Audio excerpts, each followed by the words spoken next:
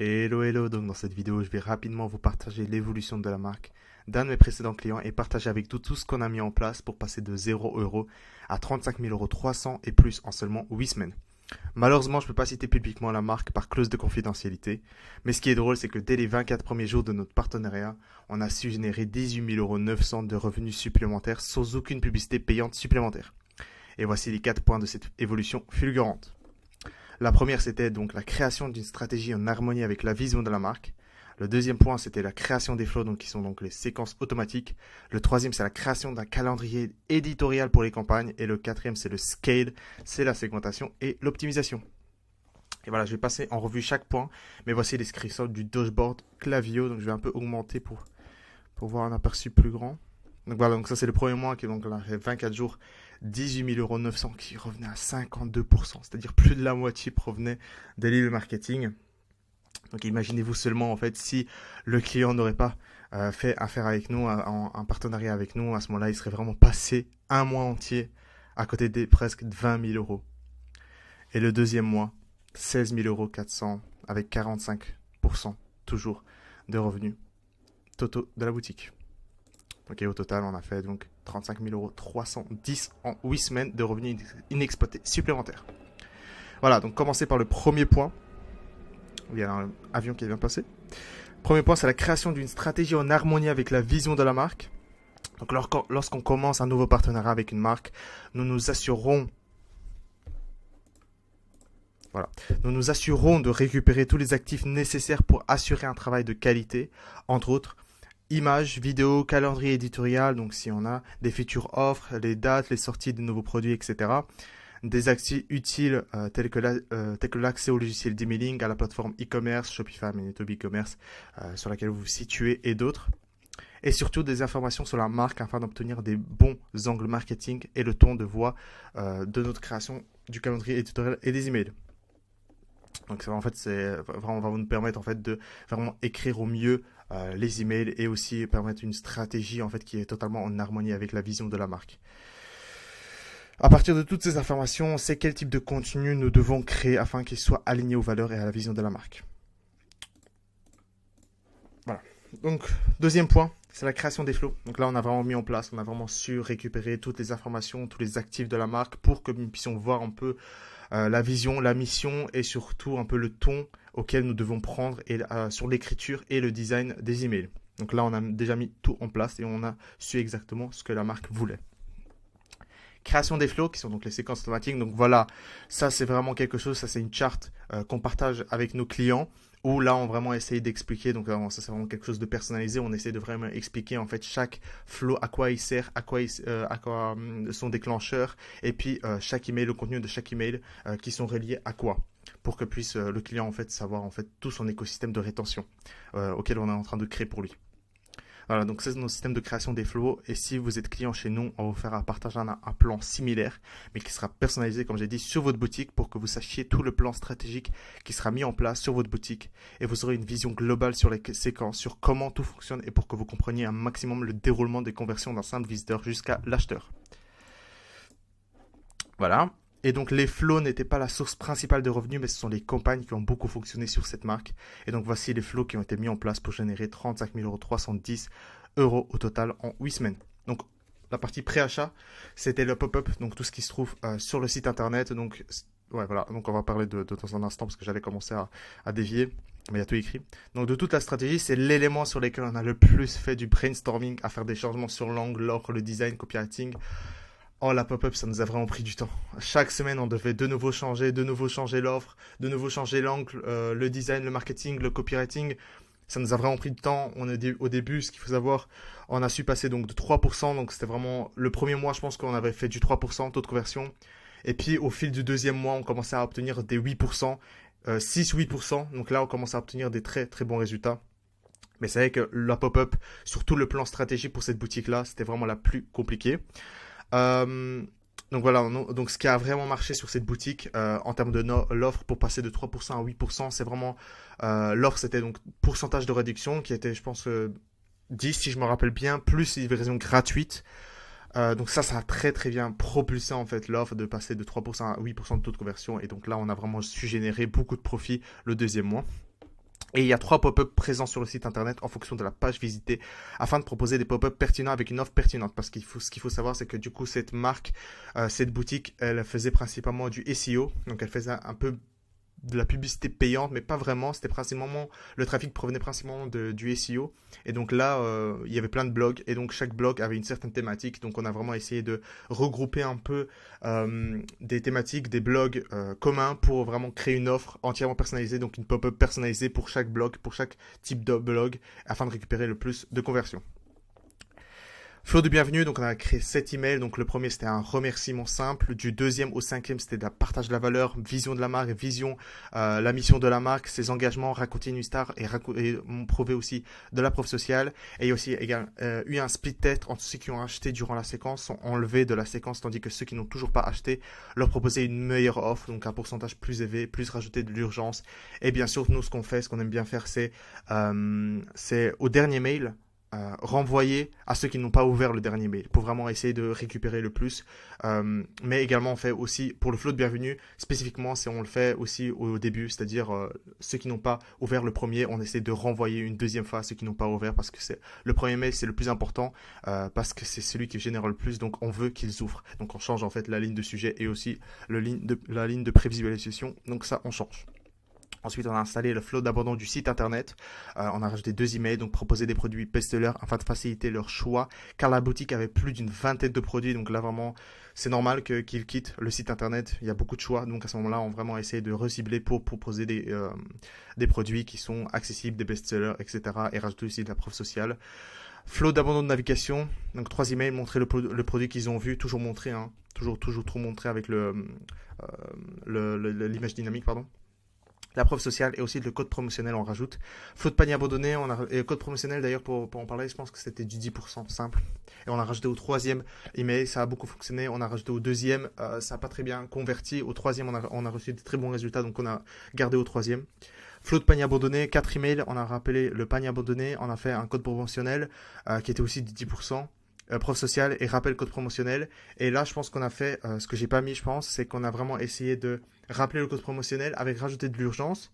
Mais ceux qui n'ont pas ouvert ont obtenu aussi un boost supplémentaire de 15%.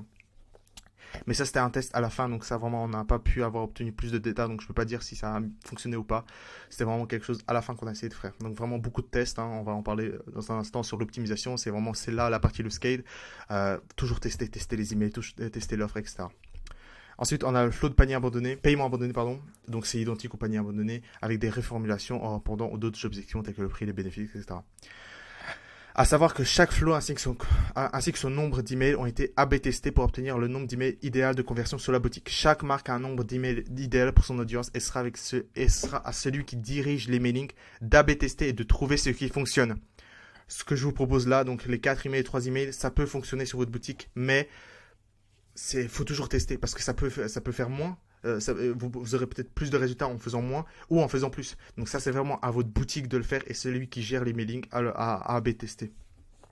Nous pourrons affirmer cela en ce qui concerne les campagnes. Envoyer 2 campagnes par semaine est quelque chose qui marche généralement pour la plupart des marques. Par contre, il y a des marques qui peuvent se permettre d'envoyer plus car sa clientèle est différente. N'oubliez pas que ce sont vos clients qui déterminent le nombre d'emails à envoyer et surtout le contenu. D'accord? Donc, c'est pas parce que vous aimez un contenu que vous dites potentiellement ce serait intéressant de leur envoyer. Bah non. Nous, ce qu'on voit, c'est vraiment du contenu pertinent de ce que les clients veulent recevoir. Et c'est comme ça on arrive à les retenir et générer des revenus et des conversions. C'est ça notre système de rétention qu'on essaie d'appliquer. Ce n'est pas vraiment juste une vente sur un mois. Et non, si on intègre notre système de rétention à votre boutique, c'est vraiment pour que ce soit long terme. C'est-à-dire même si on s'enlève de votre système, que ce système de rétention tourne toujours sur la fidélisation, etc. Pour que vous ayez des revenus sur le long terme, donc augmenter la LTV, donc diminuer en fait le coût d'acquisition client.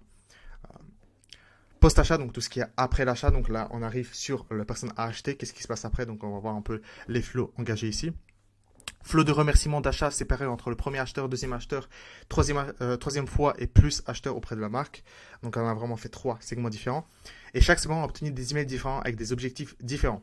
Pour prendre l'exemple du premier acheteur, on a réalisé une séquence de 5 emails avec des remerciements, des informations supplémentaires concernant du produit acheté, de la preuve sociale en photo des personnes heureuses avec le produit que le client a commandé, etc. Donc vraiment beaucoup de preuves sociales et beaucoup d'informations pour vraiment diminuer les rumeurs d'achat.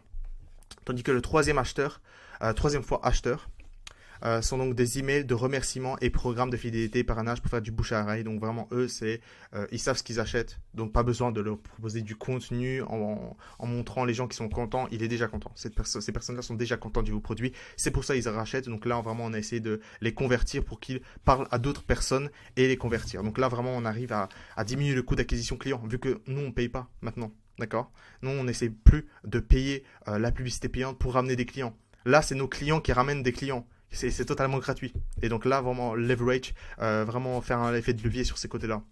C'est ça notre système de rétention. Il contient également des cross-sell et upsell. Donc là, c'est un peu le post-achat. Ensuite, le flow de winback de 6 mois.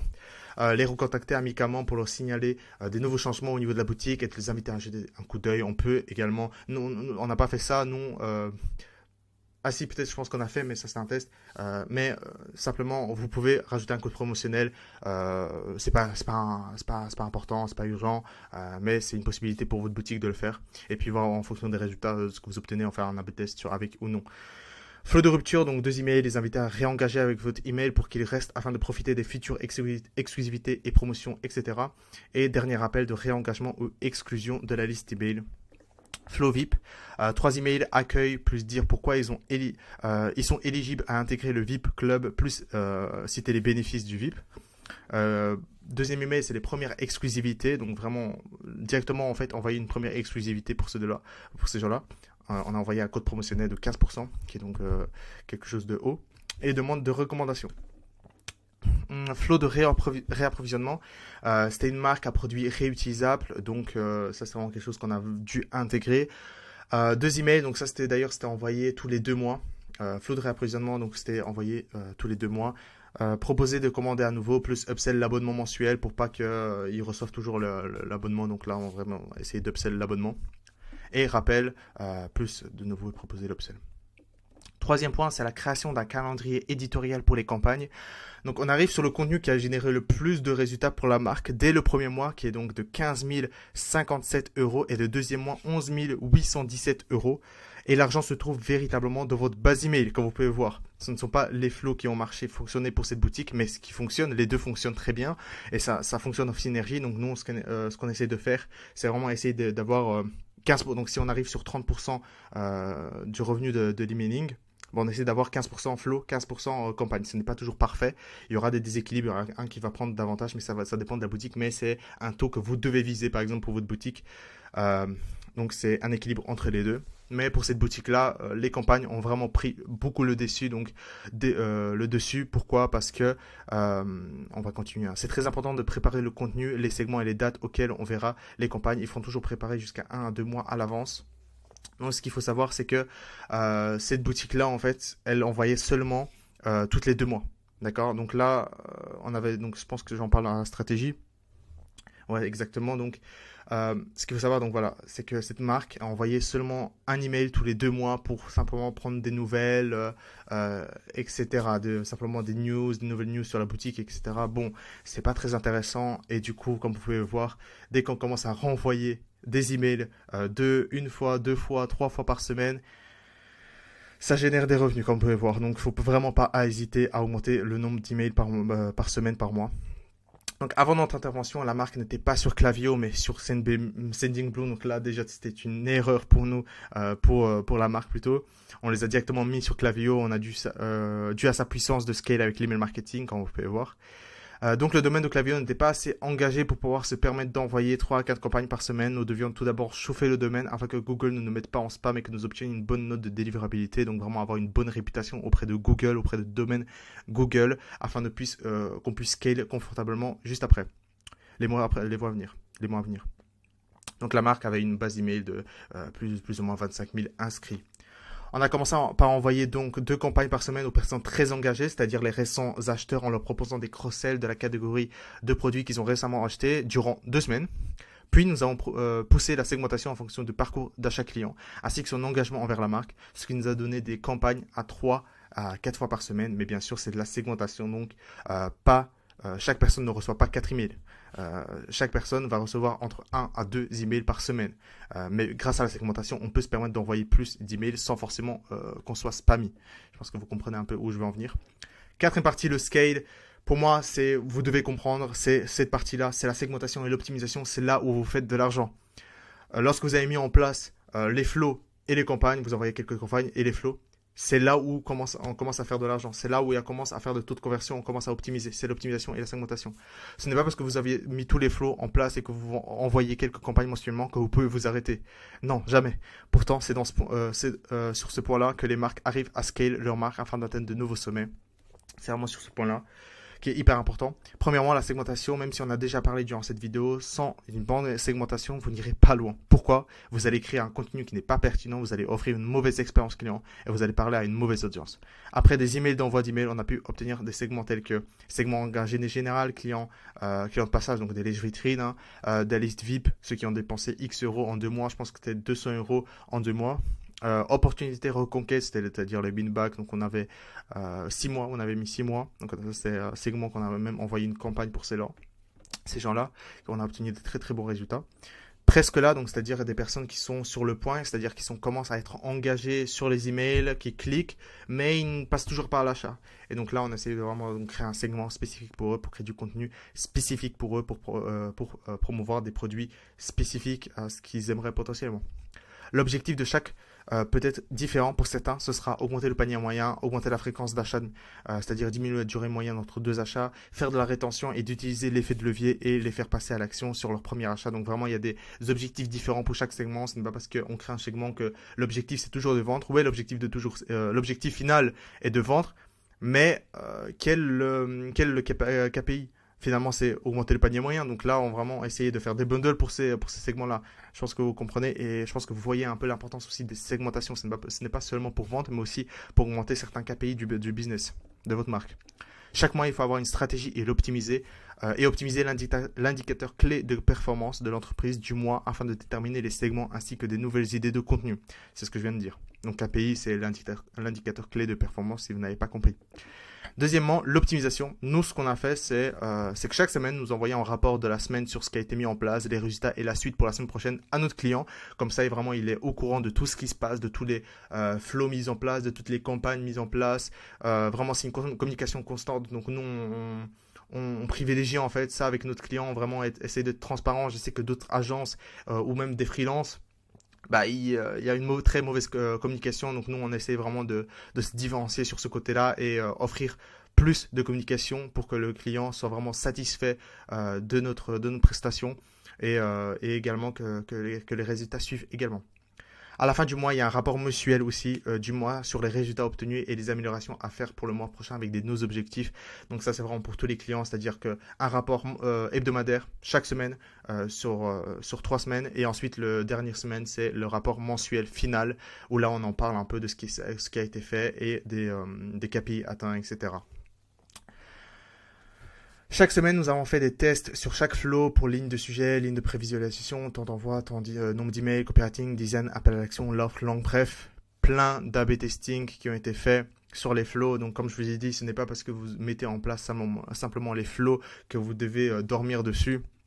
Non, justement, c'est là où il y a le travail le plus à faire. C'est toujours traquer en fait sur ce qui se passe. Les taux d'ouverture, les taux de conversion, je dis toujours que même une faible augmentation de 4 à 7% pourrait vous faire gagner en fait des milliers d'euros supplémentaires tous les mois. D'accord ? Donc là, il ne faut vraiment pas dormir dessus. Et sur les campagnes, idem, c'est la même chose. À chaque campagne, dès le départ, nous envoyons des A/B tests sur des lignes de sujets pour comprendre ce qui fonctionne sur l'audience et à quoi ils sont susceptibles de répondre afin de générer le plus de revenus. Nous, ce qu'on faisait sur cette boutique, c'est c'était on envoyait du coup 20% test. Juste voir un peu quelle ligne de sujet, par exemple, si on testait la ligne de sujet, quelle ligne de sujet il y avait un taux d'ouverture élevé. Et ensuite, ça choisissait automatiquement pour envoyer aux 80% restants de la base email, enfin du segment plutôt.